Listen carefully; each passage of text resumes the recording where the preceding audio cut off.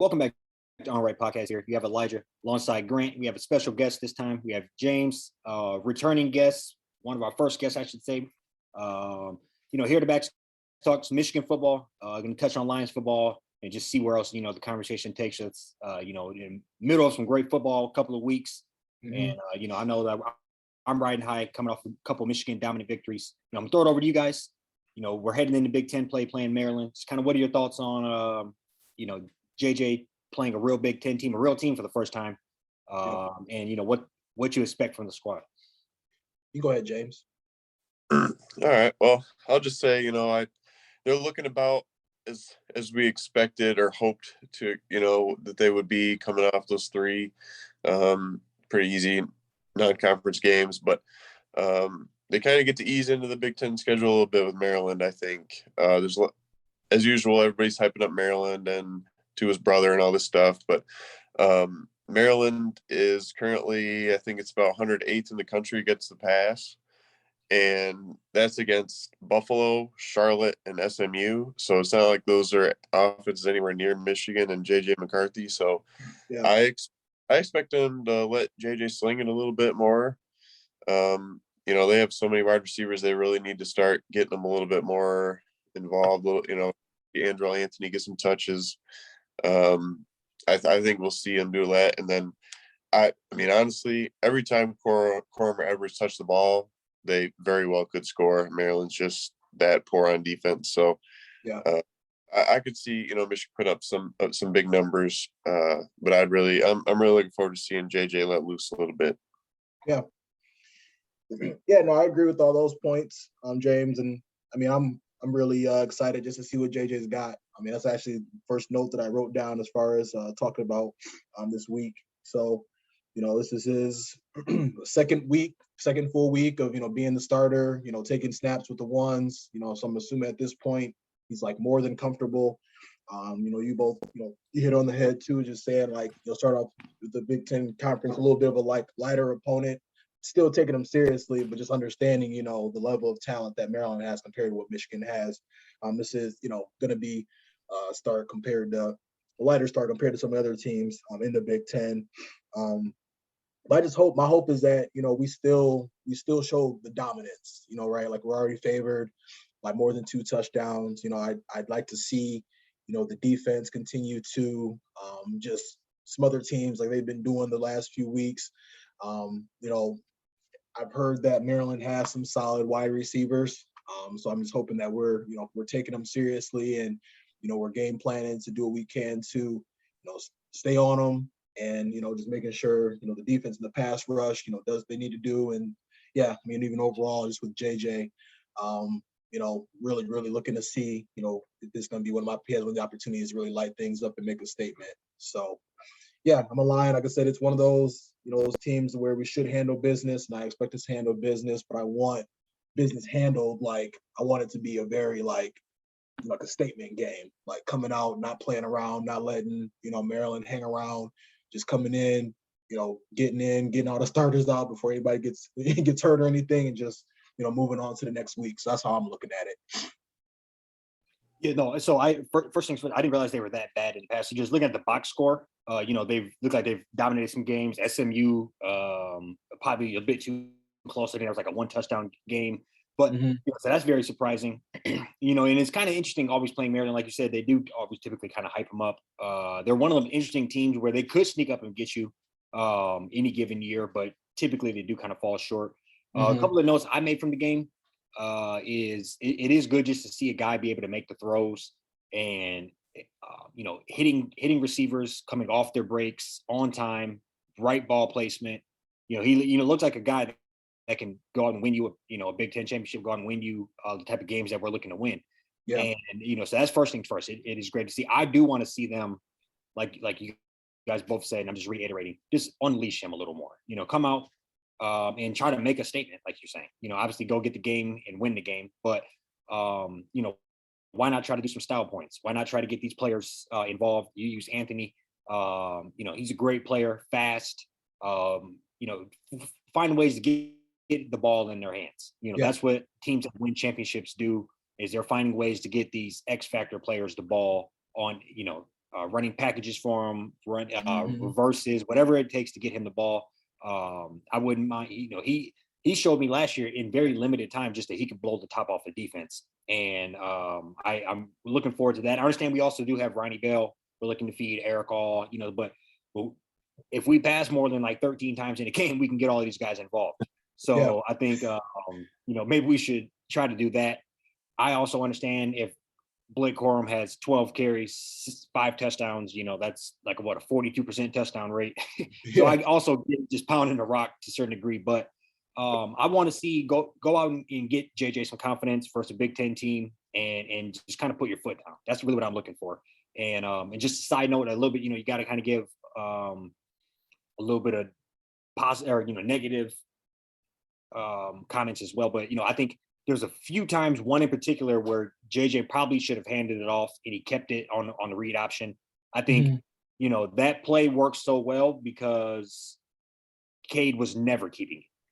And I think if you have to you have to make the right read. You can't try to be a superstar when that comes to that. And I say just make the right read on that. That is going to work if you make the right read. Somebody's going to get a minimum 5-yard pop on that every time.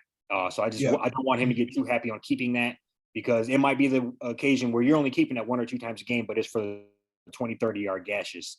That's kind of the one point I wanted to say. He just has to make sure he's reading that right because should be a staple in the offense. Yep. Yeah. So.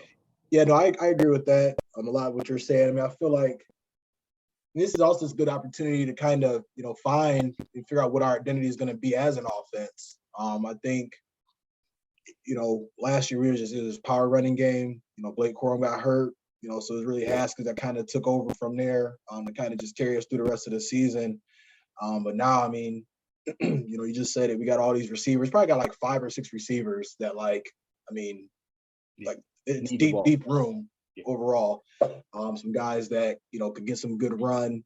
It's a long season, guys end up getting banged up, having injuries and stuff here and there. So I do think it's important to, just help these guys get more reps. And, JJ is going to be on him to kind of get the ball around. And yeah, I mean, I'm still, going to be curious to see what that run game looks like. Like I said, we don't have that battering ram that we did just to get us, 3rd and 1s, 3rd and 2, 3rd and 3s. Like I'm kind of concerned here and there. I think not so much against Maryland, but moving forward, just what our, 3rd and short game looks like. We get into some of them tougher games, some of them tougher environments, just, converting some of that stuff. But obviously, having, JJ be able to run the ball, the way he can and, having that kind of in our back pocket, I think that'll benefit us too. But I think, Saturday will be a good opportunity for them to just figure out who they are as an offense, just kind of build off that overall.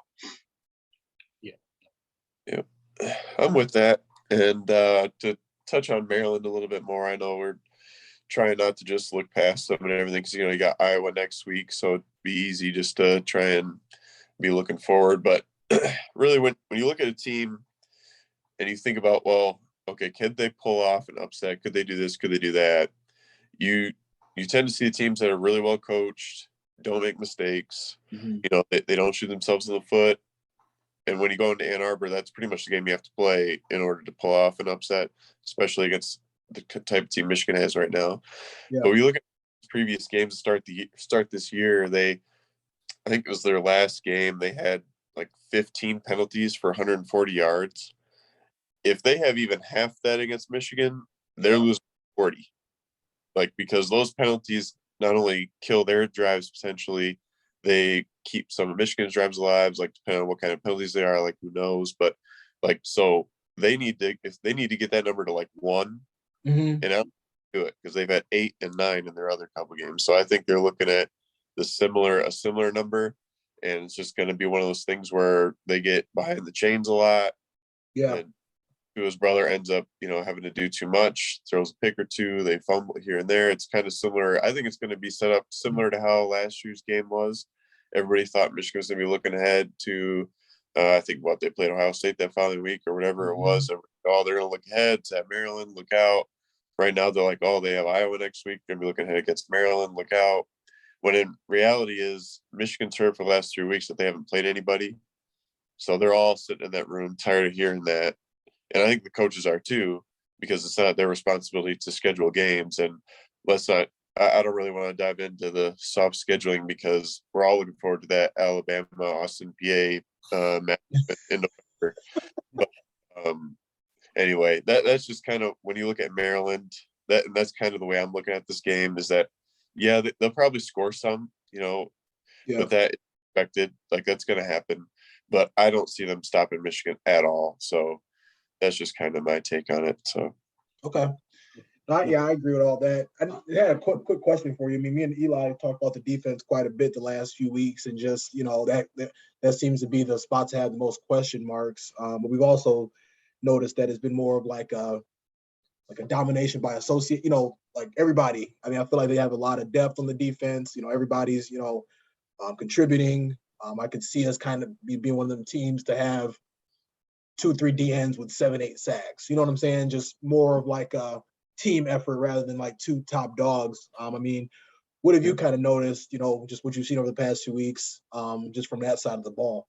Yeah, I mean, that's the thing is you have guys that are stepping up into these roles that are pretty much at the moment it's still kind of open. I mean, they haven't really, in what I've seen, nobody has really, besides Mozzie Smith, I mean, he's obviously their stud inside, but the other spots, especially on the edges, I mean, you got McGregor, you got Jalen Harrell's probably one of my favorite guys out there that could take that one of those spots. Yeah. But I mean, Morris, Jenkins, I mean, they have options out there, and Taylor Upshaw, the 5-star guy that just came in. I mean, they have guys there that want to fill these roles, and they want there's playing time available. So it's almost better in that sense of you have a lot of guys that are like that know that they could be the guy. So out there that they're making every play count. So not to say that obviously Hutch or Ojabo obviously weren't taking plays off at all when they're out there, and there's no simply just replacing those guys. But right. And you talk about if you get into like who's replacing in the secondary. I mean, RJ Moulton, Rod Moore, they seem to be filling in pretty good. I think Makari Page, DJ Turner is looking as good as we probably thought he was going to be. So secondary, Mike Sanderson has been a good surprise too, switching over from receiver.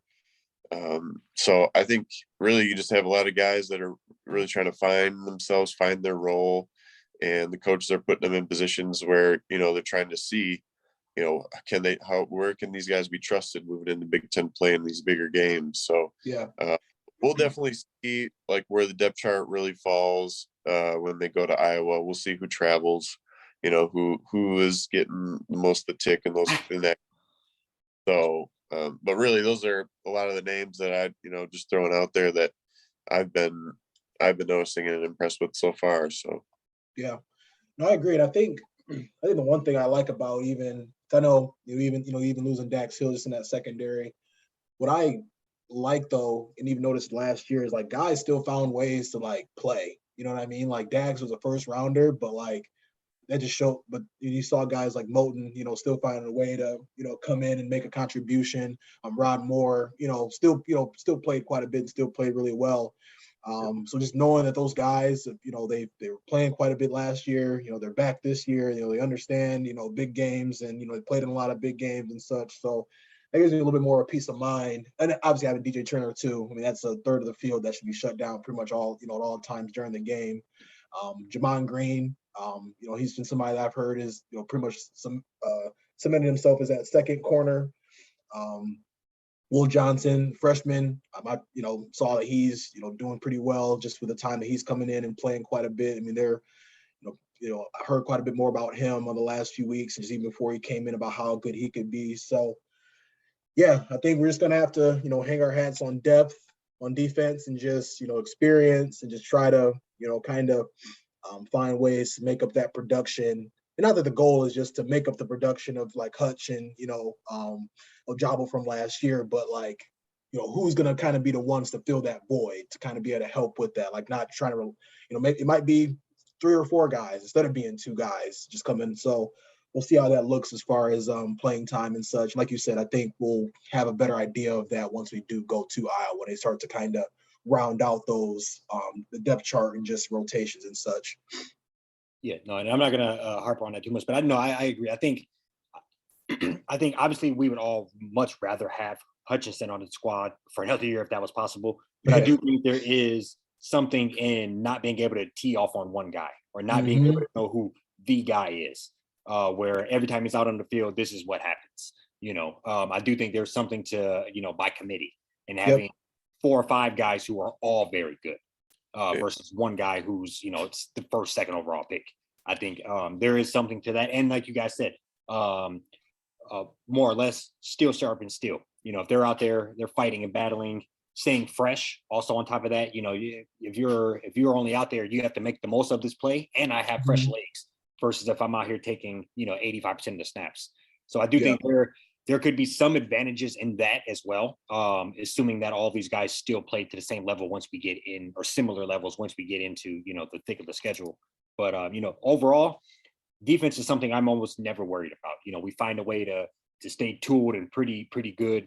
Yeah. Times where we got burned very bad at the end of the year, but that seems to be straight now. So I think in general, our defense has always been kind of a staple, pretty good, something to lean into.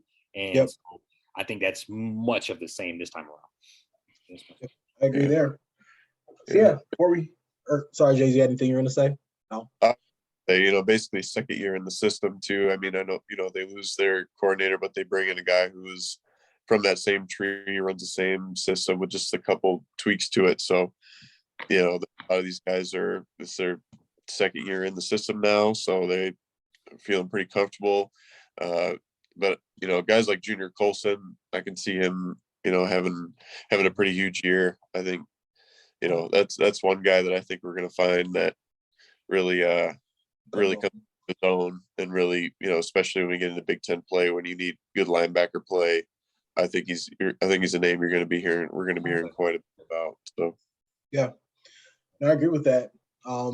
Before we move on to the Lions, what's everybody's score prediction just for the game on Saturday?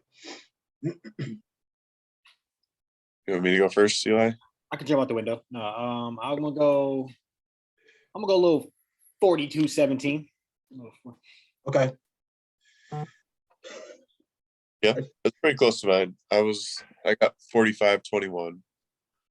Yeah, I'm right in there. I'm thinking, 41-10, 41-14, 41-17. It's right in there. I feel like we come out, dominate early, make a statement, and I think we should roll. James hit it right on the head earlier. All I've heard about this week was how, the competition it was playing wasn't good enough, and how Maryland, might be better this year than other years. So I think they'll find a way to motivate themselves to come in there and handle business and just get out, get the job done, and keep it rolling. So that being said, we'll touch on the Lions able to get their first win a lot earlier this year than last year. I think their first win was like December 9th of last season. So it's something that, is exciting. So I'll throw it to one of you guys. Just want to see, what you all thought as far as the Lions game, key takeaways. I'll say overall, I felt they played a pretty solid, pretty complete game. I just want to see what you guys thought. You can go first, James, if you want. All right.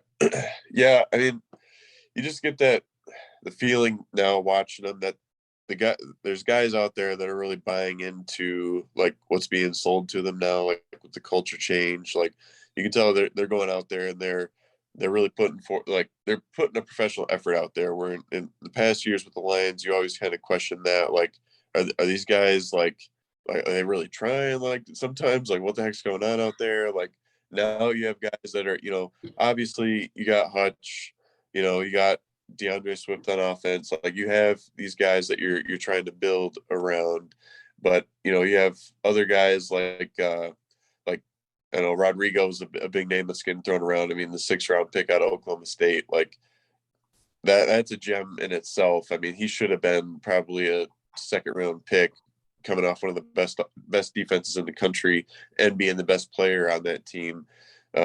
Basically, his size being the only factor that kept him from that. But just overall with the Lions, you just feel, I said this to one of my buddies.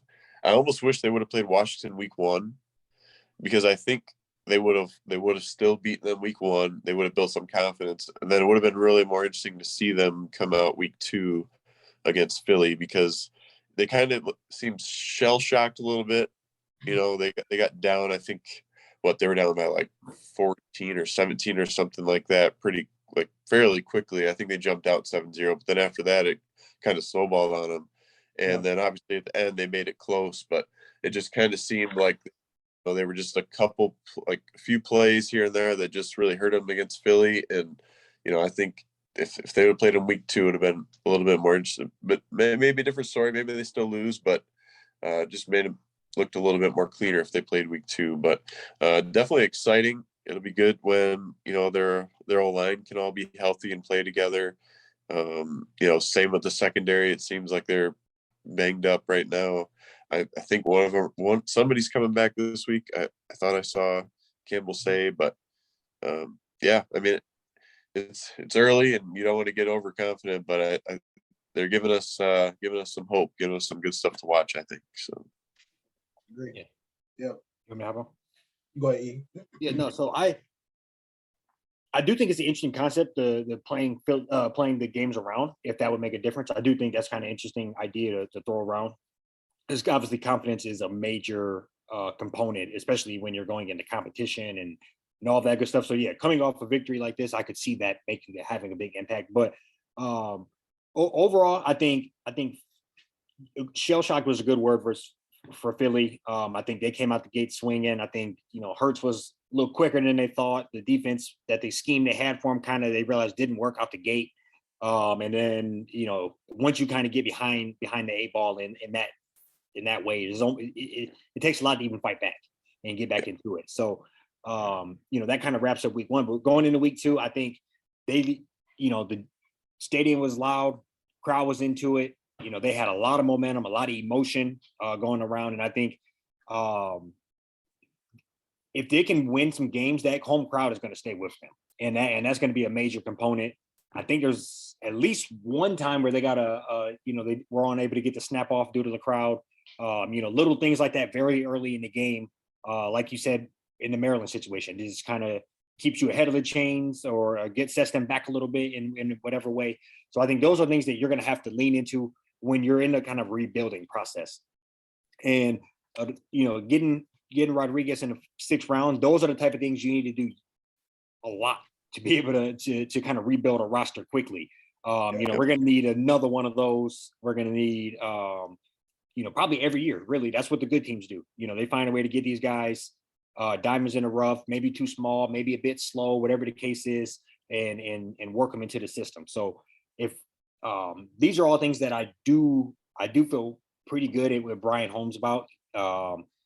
Obviously, we've had a major talk about whether they should have traded those picks and go get the receiver or not, and how the defense could look if you had, Nakobe Dean on it right now with Rodriguez, and what else we could possibly do. But with what we do have, I do feel like there is a bit of momentum, and if you can get this victory this week versus the Vikings, I think you maybe could begin to talk about a fairly successful season. I think we're at that kind of fork in the road. You don't want to say that week 3, but if you go in and get this and you're 2-1, I think that's going to blow the top off the fans. That's going to really ignite the whole team, the city. Yeah. And then just the exact opposite. You go and lose, that's going to take a lot of wind out of themselves. That practice is going to suck that much more. The fan base is going to be that much more rough on you. So I hate to say it's a fork in the road here, but I mean, 2-1 with a division win, you can build on that. Sitting pretty for sure. Yeah. Yeah. No, I think the biggest thing for me just with the Lions game on Sunday. So it's kind of touching on the first game. They played pretty bad, a lot of penalties. They shot themselves in the foot quite a bit. I know me and Eli talk about this quite a bit. It's just when are we going to hear about the Lions, stop hearing about, they were down big and came back and almost won. And when are we going to start hearing okay, they jumped out, were aggressive, the better team, and kind of put their foot on the pedal and didn't take it off until the game was over. And I'm just glad to have saw that like quickly. You know what I'm saying? Like I feel like in previous years, how they lost to the Eagles, that might have carried over to that next game, and maybe caused them to not have the greatest game. But I think against Washington, they only had 2 penalties, so they weren't shooting themselves in the foot. Golf looked great. That I'm around him and I'm around St. Brown. They got a connection going very early on. I think that's something that they definitely need to continue to take advantage of. I think they still have opportunity to get other receivers involved. Like DJ Shark has been a little quiet, but I think they still got to work to just get other people involved. That's only going to do that's all it's going to do is make the offense even more like harder to defend. I think the biggest thing was just we watched 3 NFL teams last week like just blow leads. Like we're up 20 plus points. And they had the opportunity to do the same thing, but as soon as like Washington started creeping back, they continued to be aggressive on defense. They were still aggressive on offense. I kind of looking at the box score. We didn't run the ball like a crazy amount, and golf through the ball like 30 something times. So that tells me, they were continuing to like they were just like, all right, we're just gonna run the ball and try to like sneak out of here with this win. Like they were trying to do what they could to keep the pressure on Washington in order to win that game. And we got to give a shout out to our boy Hutch. He had a pretty tough first game. I know me and E were kind of nervous. You see Trevon Walker getting a pick, getting a sack in his first game. And you see, Hutch kind of struggle. This is tough, playing against a running quarterback. Let alone and then a running quarterback in the NFL like Jalen Hurts. I think it's even more difficult to game plan for somebody like that. But I like to see that he was able to learn from mistakes. Somebody probably put him aside and told him to slow down a little bit. And, I think that helped him be able to really, come in and have a great game. 3 sacks and I think 1 half. That was just very, very impressive and just, reassuring. There's a lot of skeptics, some people are kind of skeptical around what he could be and what he might not be. But, it was good to see him just bounce back the way that he did. I'm excited to see what else he's got, for us in the coming weeks. Yeah, it was great. It was a great half to watch. Really, like it was. As a person that was probably a little hard on him just because running yourself out of the play and just looking kind of like an amateur, really. You're not an amateur, but like a rookie. And really look poised that next time around. And like you said, just slow down. Like you're already fast enough. You're strong enough. Just make the right plays. But no, that was great to see. And something to build on. 3 sacks. In a game is phenomenal. You don't hear about that. Yeah, no. I think and so that's TJ Watt was doing that quite a bit last year, but that was TJ was Defensive Player of the Year. So that's very good signs we're starting to see early on from Hutch. Yeah, so for sure. No, in the team, the squad as a whole, I'm actually kind of blinking. Are they on the road this week? Yeah. So so I think first time on the road, try to see a little bit different environment there. And so I think it's kind of a big game. I think you might get a full snowball effect if you go and win this and kind of really get some things cooking. But I think the run game is something that you never see in Detroit. And the beat up offensive line is getting the job done. So if they're even a notch better once they're all together, that's gonna be tough to defend. Yeah. And we got to give Goff his credit to a certain degree. He's playing well, and it helps when you have a great run game. But that's kind of who he could be. As far as if he has a good run game, kind of worry the defense doing their thing. If he could just limit the turnovers, he could be serviceable, I guess. Yeah. And we got the weapons. Weapons are around. That's one thing. They do have a pretty okay roster. It's kind of weird. They offenses have a better roster than the team was coming off 3 wins last year. So I think that was the biggest thing with Goff is like I think James, you told me that earlier this week was like you give him time, he can make throws. So like we're giving him time, we give him a lot more options on offense compared to last year. Like we got Reynolds, got Shark, I'm around St. Brown. I think he's about to have a huge year. Hawkinson.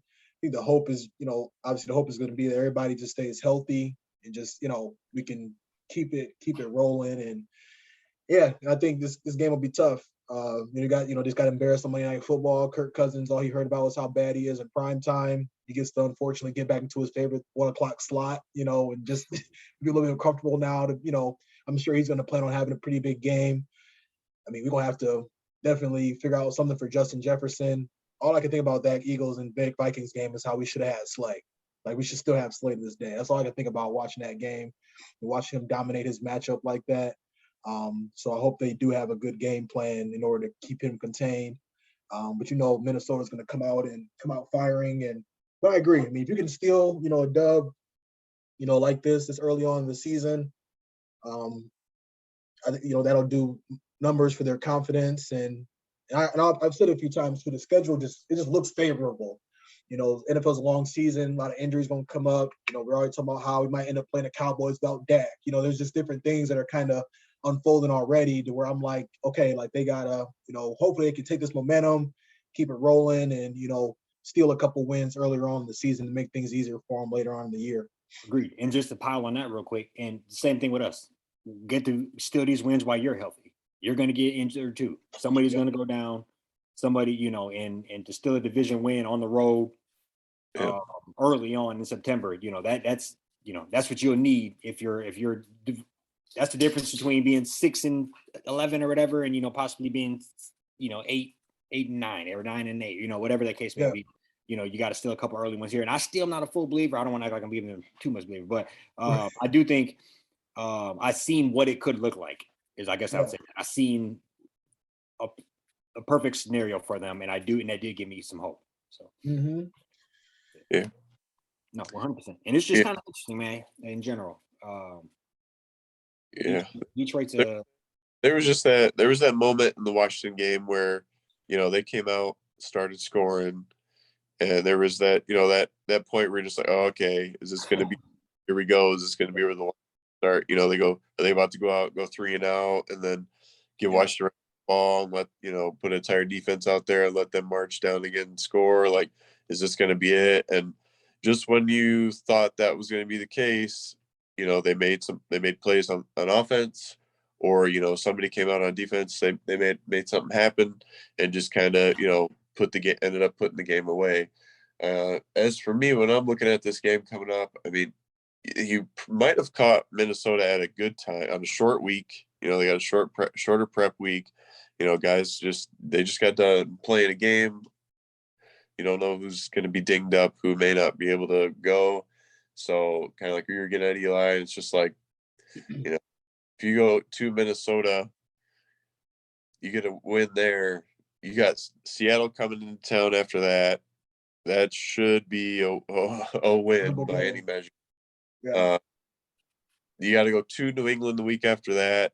That is a tough place to get a win, but they are not very good. So that is still winnable.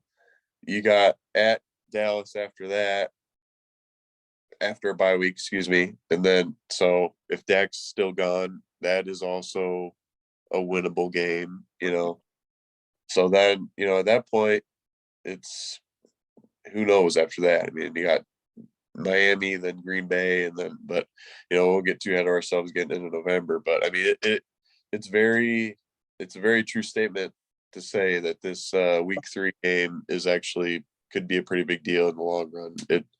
And I'll be really curious to see what kind of focus, intensity, and what the level of preparation, if they can, if they come out looking sharper than Minnesota, I can see. But I do think they need to get it going more on the ground. And it's not to say that they can't run it. I think Swift had like 5 rushes for like 60-some yards.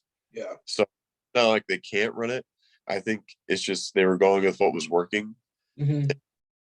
St. Brown was just going nuts. So I think they were feeding off that matchup, and just he was getting open, like, and so be it. I mean, feed the hot hand. It is what it is. But they're going to need to keep like an offense with Cook and Jefferson off the field as much as possible.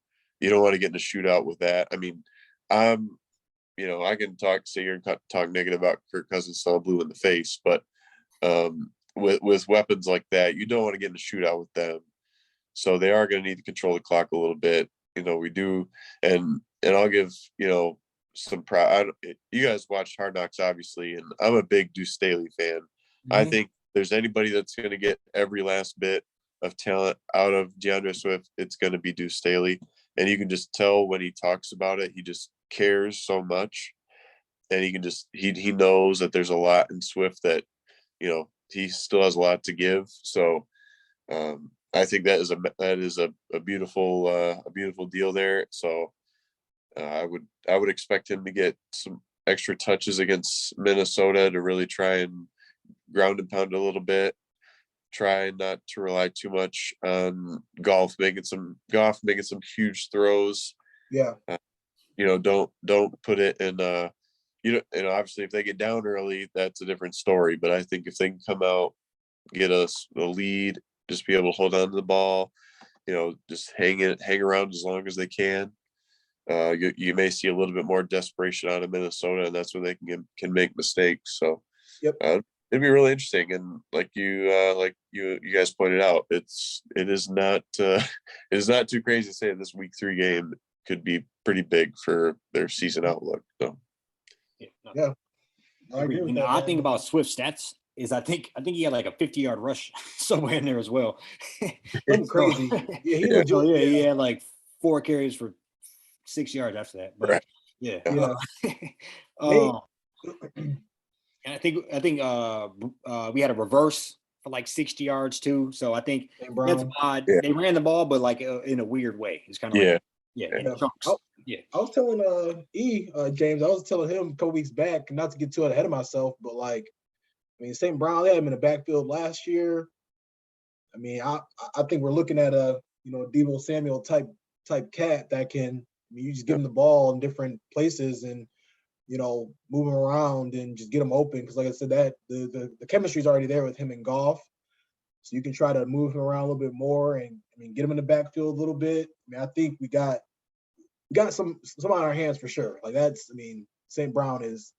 I've been calling him Baby Golden Tate. I feel like that's literally like exactly who he reminds me of. And as long as we can use these weapons and can't just make sure Goff ain't doing way too much and you said rely on the run game and that offensive line.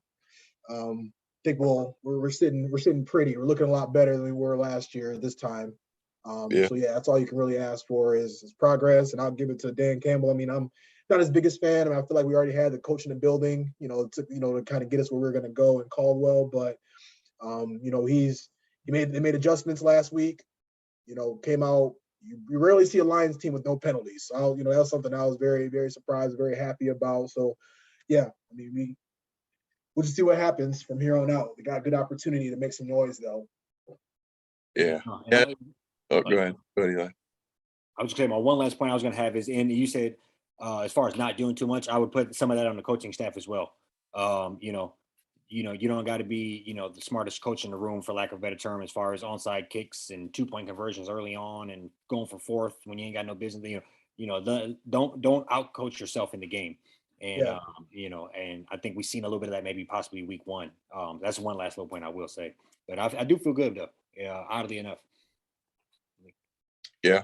No, and like you said about Saint Grant, you just see how they're using them in so many different ways, like how like a Debo and like how Michigan uses AJ Henning, they move him all. But it's kind of the way these like offenses are kind of moving. They need a guy who can do it all like that, because it just it creates so many more options when you're drawing up plays or you're lining up in different formations, like where you got a guy like Saint who can take an end around 60 yards, or he can get open in a 5-yard route, or he can take them, take the lid off the defense. You have to have a guy like that in today's age, and it really just seems how like everything is kind of turning that way. And it's good that the Lions have their guy that can fit that role. So, yep, 100%. Absolutely, yeah. It's kind of football's kind of turned into a positionless sport itself. Where basketball's kind of had that title for a little while now. The guy can, how can we get this weapon in space? Where can we line him up at to have? How can we create a mismatch? Yeah. How can we create a mismatch? Yep, for lack of a better term. So I think it'd be good to give a prediction. Everybody just kind of see what their thoughts are as far as the Lions game and what the outcome will be for this weekend. And I'll go first. I was already kind of thinking about mine. I'm gonna say 27-20 Detroit. Feel like they established the run. They're gonna be catching the team with a brand new head coach, probably scrambling after getting their asses kicked on Monday, trying to figure out, what went wrong in all this. And we're, like James said, short week. I think we go in there, set the tone early. Defense makes Kirk uncomfortable, and I think we sneak and steal one. Okay. I'm gonna go next. I'm gonna go 27-24 Vikings. Okay. I just gotta go with my gut. Yeah. No, it's funny because I was gonna say the fan in me wants to say 27-24 Detroit, but If I was a betting man, bet man, which I'll touch on that a little bit. Yeah. I will say 31-24 Vikings. I think the Vikings do just enough, and the Lions may make a dumb mistake or two to kind of ruin it for them. But I can sit there and say that, but then, like I said, Never know. we can very well be looking at week 4, and we're just like, yep, the Lions, they controlled the clock. They didn't make a mistake. They came out. The Vikings looked like they were just coming off a Monday night game where they got absolutely rocked, and and Detroit goes in and sneaks one in Minnesota. I mean, I will not be shocked if that happens. But like I said, if I were to take the game, it'd probably be Minnesota. But okay, I respect that. Yeah, that was just pure fan. Like I just off. Like you guys are probably right. I'm probably more wrong, but I do feel like something to be said about a new head coach coming off a short week, trying to kind of figure out things. Probably call Sean McVay like, dude, like we tried to get the ball to Justin, he just we couldn't do it. Like, what do I do now? Yeah. Cram a little bit, No, and I think what's gonna. I mean, we can end this, wrap it up. I think golf probably revert back to the mean. There's only I don't know. I kind of just in my gut says I just can't pick them, but yeah. A few more, I don't know. I'll hop on the bandwagon if they win, but yeah, I'll be fully on. Yeah. Right. Yeah. No, sure. I feel that. Yeah, I don't know if you all had anything else. James, got anything for the people? Eli? I'm good to go. I'll just say thank you guys for having us on. We'll give Siege Sports a shout out. As you guys know, I'm part of the Siege Sports picks. We do our podcast once a week right now in college football. It's a really good start for us this year. We start off 6-1 right now with up 10 units for our VIP clients. We'll give everybody who is listening, it's not too late to join us. We'll give you 20% off a football package, either NFL, college, or the all football package if you mention the Unranked podcast. So give us a shout in our DMs here on Twitter, or just hit us up and we'll hook you up and be a profitable sports bettor, and love to have you part of the team. So that's really all I'll say about Siege. Thanks for having us, guys. Yes, sir. Yeah, definitely vouch for them guys. They know their stuff. That's a good start to the football season here. Yeah. Yep. You guys been killing it. Good work over there, man. With James, we definitely appreciate you coming on and chatting with us. Have you, we get a little bit more deeper in the Big Ten play, hit your line, have you come chat a little bit more when the game starts to matter a little bit more. So, sure. Appreciate you, James. Oh yeah, no, appreciate you guys. Hopefully, we're not going to be on here talking about how the Lions are 2-7. Right. We'll see, man.